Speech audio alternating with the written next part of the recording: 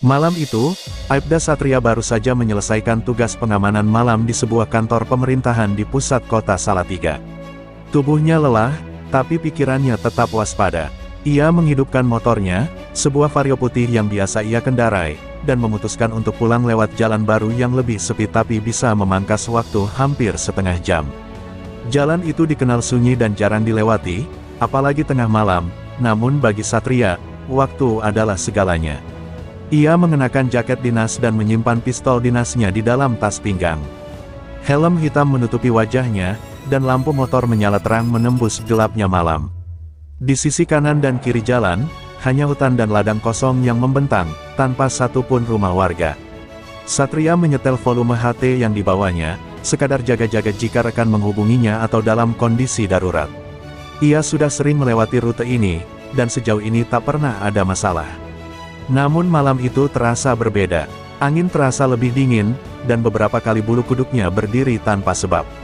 Ia memperlambat laju motornya saat melewati tikungan tajam. Tak ada kendaraan lain yang terlihat, hanya suara mesin motornya sendiri dan suara gesekan dedaunan. Entah kenapa, Satria mulai merasa ada sesuatu yang mengintainya di balik gelapnya pepohonan.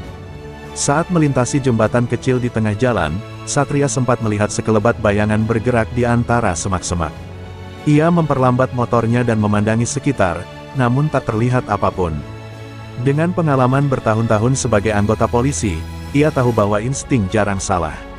Ia menggenggam erat stang motor, siap menambah kecepatan jika diperlukan. Tapi rasa penasaran dan kewaspadaannya menahan dia untuk tidak gegabah. Begitu melewati jembatan, lampu jalan yang biasanya redup malah padam total. Jalur yang biasanya lumayan terang kini menjadi sangat gelap. Ia menyipitkan mata, memperhatikan setiap gerakan di sekitarnya.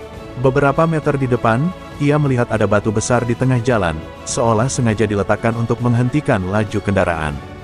Ia langsung sadar bahwa itu adalah jebakan. Satria menghentikan motornya perlahan dan membuka jaketnya sedikit, memastikan akses cepat ke senjata di pinggang. Ia menoleh kanan-kiri, dan matanya mulai menangkap gerakan dari balik semak.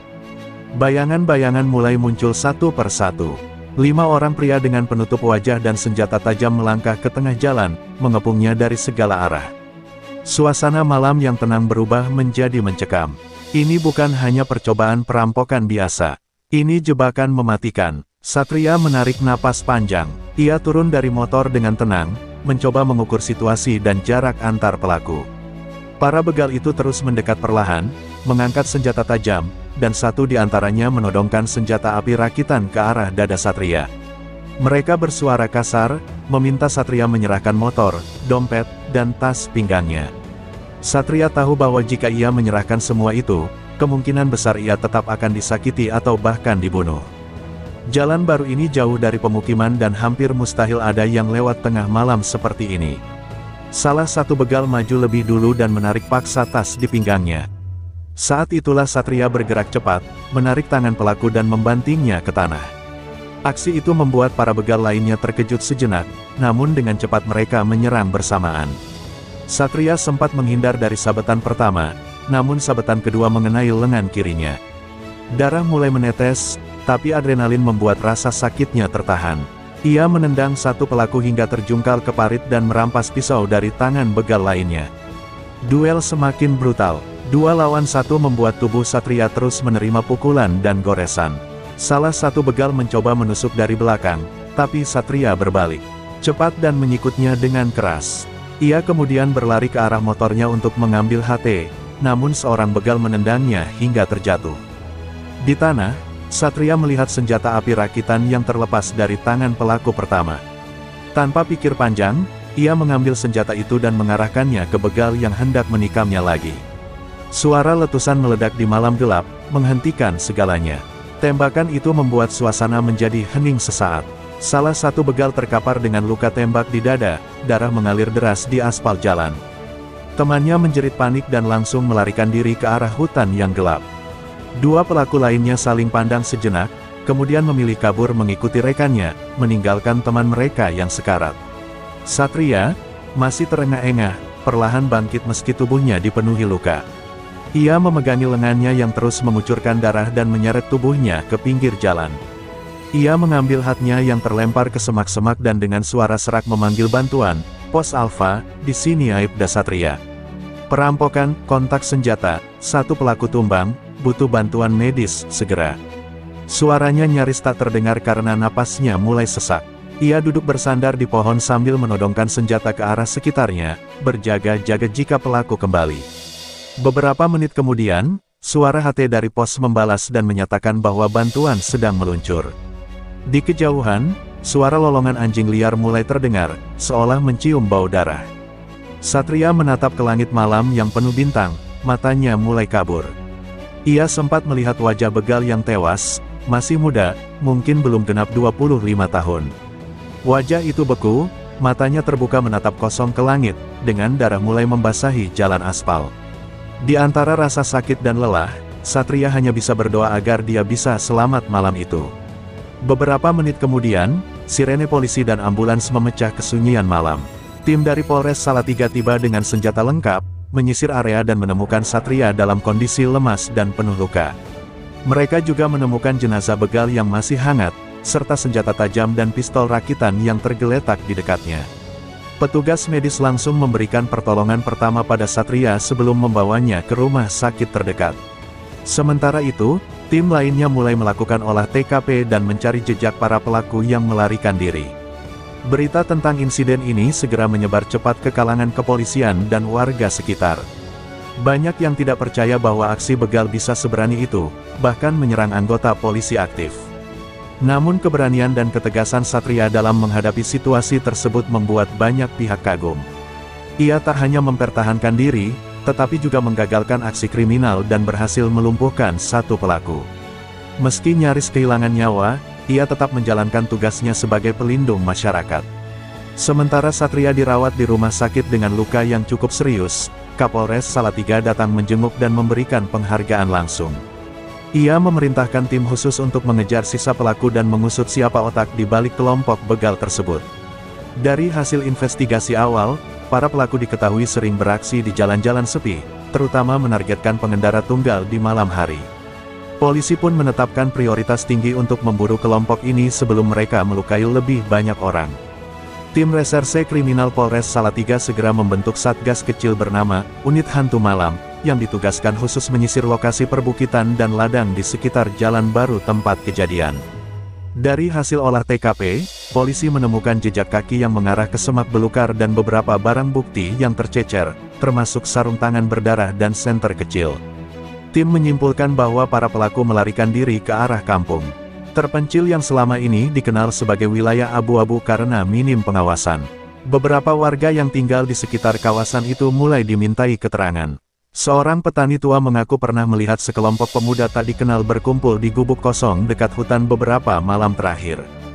Dari sana, polisi mendapatkan titik terang. Mereka menyusun rencana penangkapan rahasia pada dini hari, dipimpin langsung oleh Kanit Reskrim, Ibda Dimas. Tim menyusup ke lokasi menggunakan pakaian preman, mendekati gubuk yang dimaksud tanpa suara. Saat mendekat, terdengar suara tawa dan musik keras dari dalam gubuk. 3 orang pemuda tampak sedang berpesta, tak menyadari bahwa mereka telah dikepung. Dengan aba-aba senyap, tim langsung menggerebek dan membekuk 2 dari 3 pelaku yang sempat melawan. 1 orang berhasil kabur ke arah bukit. Dari interogasi cepat di tempat, mereka mengakui keterlibatan dalam aksi begal terhadap Aibda Satria dan menyebut satu nama, Bowo, pemimpin kelompok begal yang dikenal kejam dan bersenjata api. Nama Bowo langsung menjadi prioritas utama dalam daftar pencarian polisi. Berdasarkan catatan intelijen, Bowo adalah residivis yang baru keluar dari penjara 2 tahun lalu karena kasus perampokan bersenjata. Ia dikenal licin, kejam, dan punya jaringan kecil yang tersebar di beberapa daerah pinggiran Jawa Tengah. Polisi menyadari bahwa menangkap Bowo bukan perkara mudah. Ia selalu berpindah tempat, tidak pernah tinggal lebih dari 2 malam di satu lokasi. Dari hasil penggeledahan gubuk tempat penggerebekan, polisi menemukan beberapa barang milik korban lain, termasuk STNK motor, dompet, dan ponsel. Semua barang itu diduga hasil rampasan selama berminggu-minggu. Ini memperkuat dugaan bahwa Bowo bukan sekadar pelaku biasa, melainkan pemimpin jaringan begal yang sistematis dan terorganisir. Bahkan ada catatan bahwa ia pernah menggunakan kekerasan mematikan dalam beberapa aksinya. Sementara itu, Aibda Satria masih menjalani perawatan di rumah sakit dengan beberapa luka yang mulai membaik. Meski fisiknya belum pulih, pikirannya tetap bekerja. Ia meminta akses laporan harian dari tim yang menyelidiki kasusnya. "Saya ingin tahu siapa yang nyaris membuat saya mati malam itu," katanya kepada Kapolres. Permintaan itu dikabulkan. Dengan semangat yang membara, Satria bersumpah bahwa ia akan kembali ke lapangan dan ikut menangkap Bowo dengan tangannya sendiri. Malam berikutnya, informasi intelijen menyebutkan bahwa Bowo akan bertemu seorang penadah motor curian di sebuah lapak rongsokan di luar kota. Polisi segera menyusun rencana penjebakan. Lapak itu diselimuti ilalang tinggi dan semak belukar, membuatnya sulit dipantau secara terbuka. Satgas Unit Hantu Malam bergerak dalam diam, menempatkan penembak jitu di posisi strategis dan menyamarkan diri sebagai pemulung serta pengangkut barang. Mobil pengangkut rongsokan tiba di lokasi tepat pukul 11 malam. Seorang pria bertubuh besar turun dengan hati-hati, mengenakan jaket kulit dan helm hitam. Dari ciri fisiknya, diduga kuat itu adalah Bowo. Ia membawa tas ransel besar dan terlihat gelisah, menoleh ke kiri dan kanan. Tim menahan tembakan demi memastikan keterlibatan langsung dan menunggu transaksi berlangsung. Namun situasi berubah ketika Bowo tiba-tiba mengeluarkan pistol dan menodong penadahnya sendiri, mencurigai adanya jebakan. Mendengar kata-kata kasar dan ancaman keras, tim langsung bergerak. Tembakan peringatan dilepaskan, dan situasi berubah kacau. Bowo melepaskan tembakan acak ke arah ilalang, mencoba kabur melalui celah kecil di belakang lapak. Dua anggota polisi hampir tertembak, namun beruntung hanya mengalami luka ringan. Dalam kekacauan itu, Bowo berhasil lolos ke dalam kawasan hutan yang gelap dan tak berpeta. Meski kecewa, polisi kini yakin satu hal, Bowo tahu dirinya diburu habis-habisan. Hutan tempat Bowo melarikan diri dikenal sebagai kawasan liar yang jarang dijamah manusia. Penuh jurang tersembunyi, semak berduri, dan binatang buas. Tapi bagi Bowo, tempat itu adalah rumah. Ia tahu jalur-jalur rahasia, gua kecil yang bisa dijadikan tempat bersembunyi, bahkan punya kontak dengan pemburu liar yang tinggal di dalam hutan. Polisi kesulitan melakukan pengejaran karena sinyal komunikasi minim dan jalanan nyaris tidak bisa dilewati kendaraan.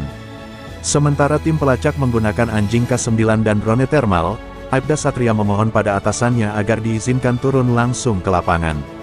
Meski belum sembuh total, tekadnya mengalahkan rasa sakit. Kapolres akhirnya menyetujui, dengan syarat ia tetap didampingi dan tidak mengambil risiko ekstrim. Satria pun mengenakan rompi anti peluru dan bergabung dengan tim di pinggir hutan, menatap lebatnya pepohonan dengan sorot mata penuh dendam dan tekad. Pengejaran berlangsung sepanjang malam. Suara tembakan sesekali terdengar, menandakan perlawanan dari dalam hutan. Bowo tampaknya tak hanya melarikan diri, tapi juga menjebak tim pengejar. Dua anggota terluka karena ranjau sederhana yang dipasang dari kawat dan paku. Satria tak bisa menahan amarahnya. Ia memimpin tim kecil untuk menyisir satu jalur sempit yang diduga mengarah ke tempat persembunyian Bowo.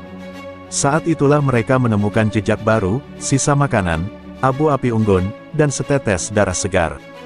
Jejak darah itu membawa Satria dan tim ke sebuah gua sempit di balik tebing yang tersembunyi oleh akar pohon besar.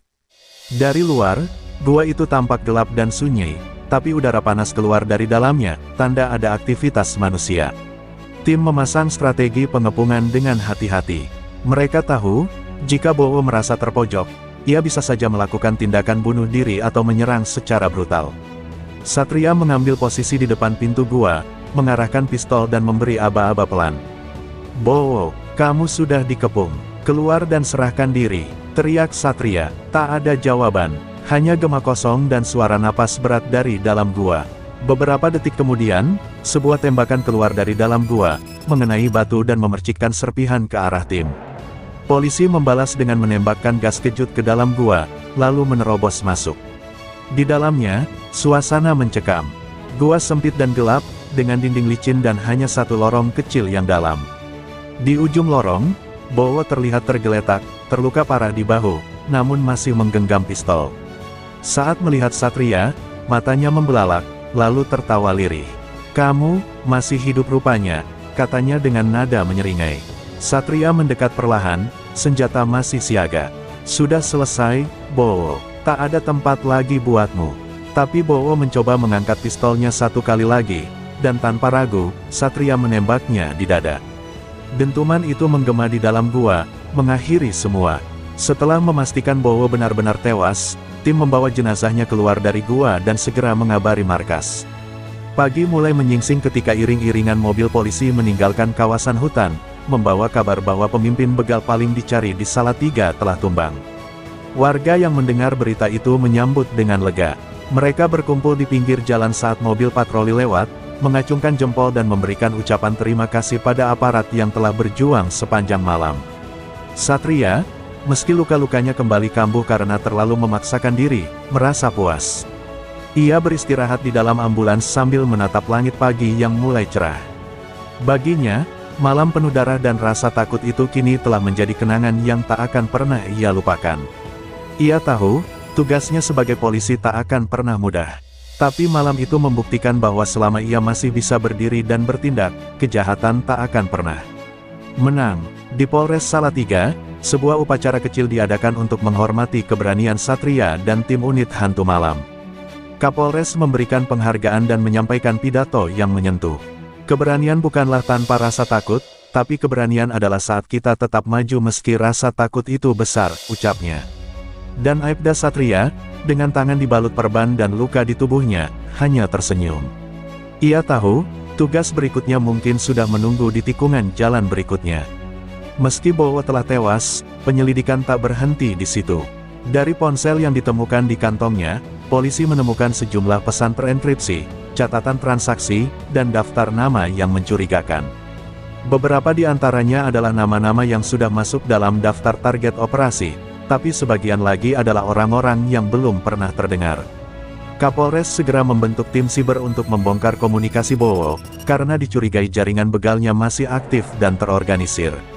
Di antara data yang berhasil dibuka, muncul nama seorang penada besar bernama Herman alias Si Hiu. Ia dikenal sebagai orang bayangan yang mengatur aliran motor hasil begal ke luar kota, bahkan hingga luar pulau. Polisi menduga selama ini Herman menggunakan Bowo dan kelompoknya sebagai eksekutor lapangan, sementara ia sendiri bersembunyi dalam bayang-bayang bisnis legal seperti showroom motor bekas dan gudang logistik. Satria yang sedang menjalani pemulihan memaksa ingin kembali bergabung, namun kali ini ia hanya diizinkan membantu dari ruang intel. Sambil memantau perkembangan penyelidikan, Satria mulai mencocokkan catatan Bowo dengan laporan kasus-kasus begal sebelumnya. Ia menyadari bahwa pola penyerangan dan rute pelarian selalu konsisten. Itu berarti, ada seseorang yang menjadi otak taktis, mungkin lebih berbahaya dari Bowo sendiri. Malam-malamnya kembali penuh dengan berkas, peta, dan foto-foto pelaku. Di dalam hatinya, Satria merasa bahwa apa yang ia hadapi belumlah selesai. Kematian Bowo hanyalah permukaan dari gelombang yang lebih dalam. Tim bergerak cepat setelah mendapatkan lokasi showroom yang dikelola Herman. Terletak di pinggir kota, showroom itu tampak seperti tempat biasa, menjual motor bekas dengan harga miring, lengkap dengan dokumen palsu yang terlihat legal. Polisi memutuskan untuk melakukan penyamaran. Dua anggota dari unit intel mengenakan pakaian layaknya pembeli dan mulai menggali informasi di dalam. Mereka menggunakan kamera tersembunyi dan alat perekam untuk mendokumentasikan percakapan. Saat salah satu petugas menyebutkan bahwa ia butuh motor cepat tapi tidak ingin ribet soal surat-surat, Herman muncul. Tubuh besar, berkepala pelontos, dan sorot mata yang dingin. Ia menawarkan satu motor yang ternyata identik dengan salah satu barang rampasan milik korban begal bulan lalu. Polisi akhirnya mendapatkan bukti kuat bahwa showroom itu menjadi titik utama pencucian hasil kejahatan. Namun, mereka belum bisa menangkap Herman langsung tanpa operasi yang lebih besar. Kapolres memerintahkan penyusunan operasi, jerat baja, penangkapan besar terhadap semua titik gudang Herman secara serentak. Aibda Satria, meski belum pulih sempurna, menawarkan rencana masuk ke gudang pusat sebagai sopir ekspedisi palsu. Ia tahu ini berisiko tinggi, tapi satu hal yang menggerakkannya adalah keadilan yang belum tuntas. Kalau jaringan ini tidak diputus sampai ke akarnya, akan lebih banyak lagi polisi atau warga biasa yang jadi korban, ucapnya serius di hadapan tim. Rencana operasi jerat baja dijalankan dengan ketat dan rahasia. Aibda Satria, bersama dua anggota lain, menyamar sebagai sopir ekspedisi dan mendatangi gudang milik Herman yang terletak di tepi kota. Gudang itu dijaga ketat oleh preman bersenjata yang menyamar sebagai tukang bongkar muat. Setelah menunjukkan dokumen palsu dan menggunakan sandi yang telah dipelajari dari ponsel Bowo, mereka diizinkan masuk. Satria menahan detak jantungnya saat melihat puluhan motor hasil curian terparkir rapi di dalam. Sementara itu, tim polisi bersenjata lengkap sudah bersiap mengepung dari luar, menunggu aba-aba dari Satria. Saat di dalam, Satria melihat lebih dari sekadar motor curian. Ia menemukan peti-peti berisi senjata tajam, alat pembobol kunci, dan bahkan beberapa lembar uang palsu. Ini bukan hanya jaringan begal, tapi sindikat kriminal yang jauh lebih besar dari dugaan awal. Ia menyalakan alat pemancar sinyal darurat yang tersembunyi di bajunya, tanda bahwa serangan bisa dimulai. Dalam hitungan detik, suara peluit dan teriakan keras menggema. Polisi menyerbu gudang dari segala penjuru. Baku tembak pecah ketika beberapa preman mencoba melawan. Suara tembakan bersahutan, kaca pecah, dan teriakan memenuhi udara.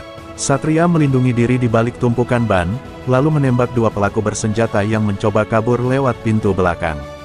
Dalam waktu kurang dari 15 menit, gudang berhasil direbut. Lebih dari 20 orang ditangkap hidup-hidup. Namun Herman tak ditemukan, ia telah melarikan diri sebelum serangan dimulai. Pelarian Herman alias Si Hiu menandai babak baru dalam penyelidikan. Pria itu lenyap seperti ditelan bumi. Dari keterangan anak buahnya yang tertangkap, Herman telah menyiapkan jalur pelarian sejak lama, termasuk identitas palsu, paspor ganda, dan tempat persembunyian di luar Jawa. Kapolres memerintahkan pelacakan melalui koordinasi dengan Polda, imigrasi, dan pelabuhan. Sementara itu, Satria mengkaji ulang semua berkas penyelidikan Bowo. Ia yakin, Herman pasti akan bertemu seseorang penting dalam jaringan itu sebelum benar-benar kabur. Benar saja, intelijen berhasil mendeteksi pergerakan Herman di daerah pelabuhan kecil di Pantura. Ia terlihat menggunakan kapal nelayan dan menuju ke perairan Kalimantan. Polisi pun segera menghubungi Ditpolerut dan TNI AL untuk melakukan penyekatan laut. Operasi gabungan digelar dengan nama Perang Laut Gelap. Satria, yang kini ditugaskan di pusat komando, terus memantau pergerakan kapal buronan melalui radar dan drone. Ia tahu, jika Herman lolos, jaringan ini akan hidup kembali dengan wajah baru. Malam itu, kapal kecil yang ditumpangi Herman dicegat oleh kapal patroli TNI AL. Saat disuruh berhenti, Herman memaksa melawan. Ia mengeluarkan pistol dan menembak ke arah petugas, menyebabkan satu anggota mengalami luka ringan. Baku tembak berlangsung singkat, sebelum akhirnya petugas berhasil melumpuhkan Herman dengan tembakan ke kaki. Ia diseret keluar dari kapal dalam keadaan hidup, namun terluka parah. Saat dibawa ke darat, Herman hanya menatap Satria dengan wajah pucat. "Kalian pikir sudah menang? Ini baru permulaan," bisiknya sebelum pingsan karena kehilangan darah. Herman segera dirawat di rumah sakit dalam penjagaan ketat. Setelah sadar, ia bersikeras bungkam. Semua interogasi awal berakhir buntu. Ia menolak pengacara, menolak bicara, bahkan pura-pura tak mengerti pertanyaan. Tapi polisi tak kehabisan akal. Dari ponsel satelit yang ia bawa, ditemukan satu kontak yang hanya diberi label "Tuan Muda". Nomor itu terlacak sebagai milik seseorang yang berada di Jakarta, terhubung dengan bisnis ekspor-impor. Kapolres curiga, inilah sosok yang sebenarnya mengendalikan jaringan begal dari atas. Sementara Herman diam, polisi menyiapkan sidang darurat untuk menahannya secara resmi dan mempercepat proses hukum. Media mulai meliput kasus ini secara besar-besaran. Masyarakat Salatiga dan sekitarnya menyoroti Satria sebagai sosok pahlawan.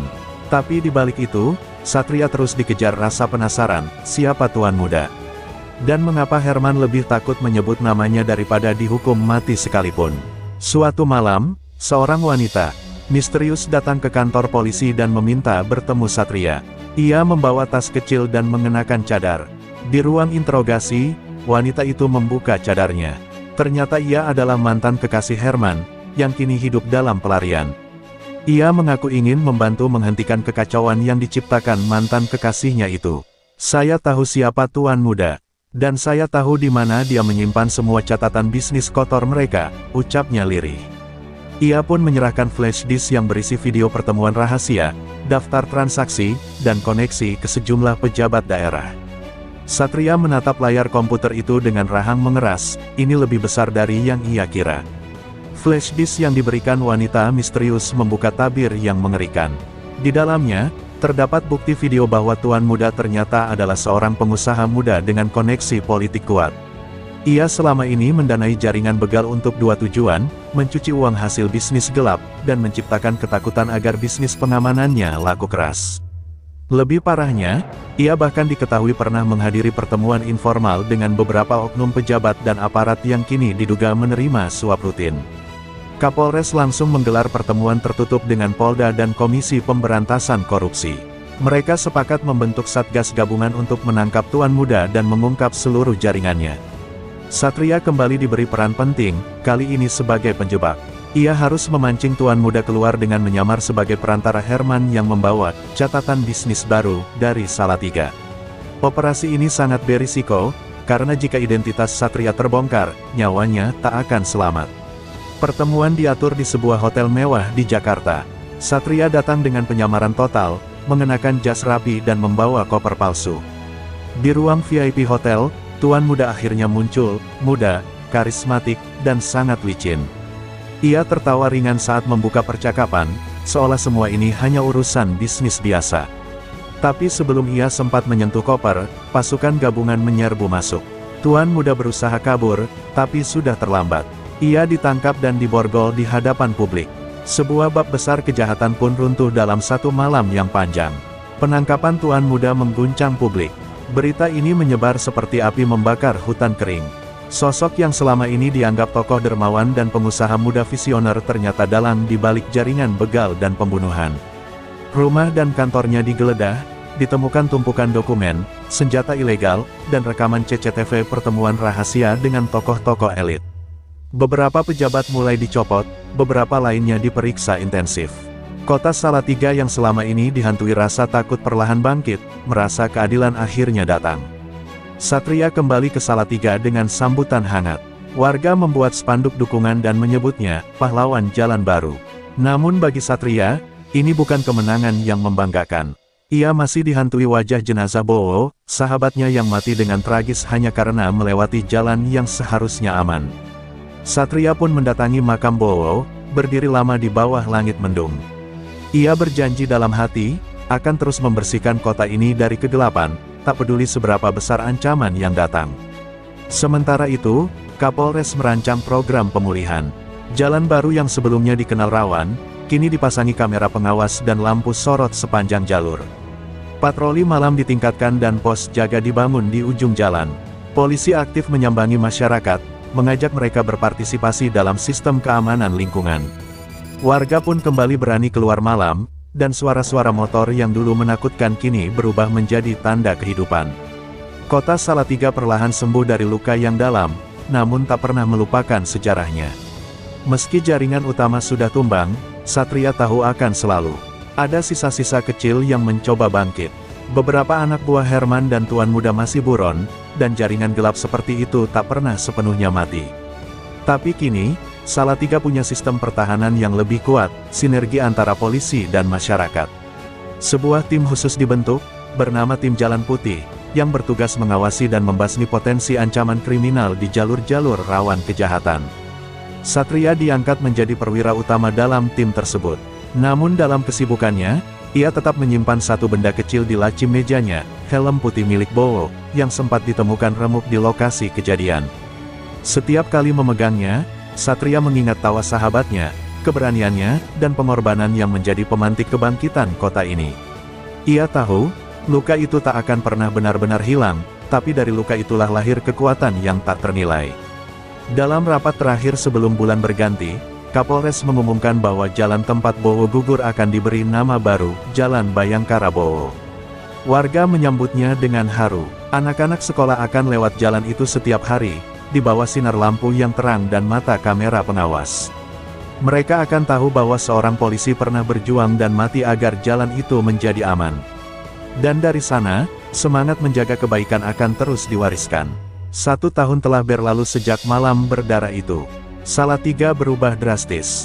Jalan baru bukan lagi tempat kejahatan, melainkan tempat orang tua jogging pagi, anak muda nongkrong malam, dan keluarga pulang dari pasar dengan tenang. Nama Bowo dikenang sebagai simbol keberanian. Foto dirinya menghiasi dinding Mapolres, dan kisahnya diajarkan dalam pelatihan para calon polisi baru. Satria kini berpangkat lebih tinggi dan telah menjadi panutan di institusinya. Tapi ia tak berubah. Setiap malam ia masih menyusuri jalanan kota, kadang diam tanpa sirine, hanya menatap sekeliling dengan tatapan tajam. Ia tahu, kejahatan bisa muncul kapan saja, tapi kota ini tak akan lagi diam. Ia kini punya mata-mata di setiap sudut, bukan hanya kamera, tapi juga rakyat yang sudah tak takut lagi. Pada suatu malam yang tenang, seorang anak kecil menyapa Satria saat ia patroli. "Pak Polisi, terima kasih ya. Sekarang aku bisa pulang main malam tanpa takut." Satria tersenyum. Dalam hatinya, ia berkata, "Untuk itu semua, Bowo, kau tidak mati sia-sia." Jalan baru kini bukan hanya jalur biasa. Ia telah menjadi saksi sejarah. Dan selama ada orang-orang seperti Satria dan Bowo, jalan itu tak akan pernah gelap lagi.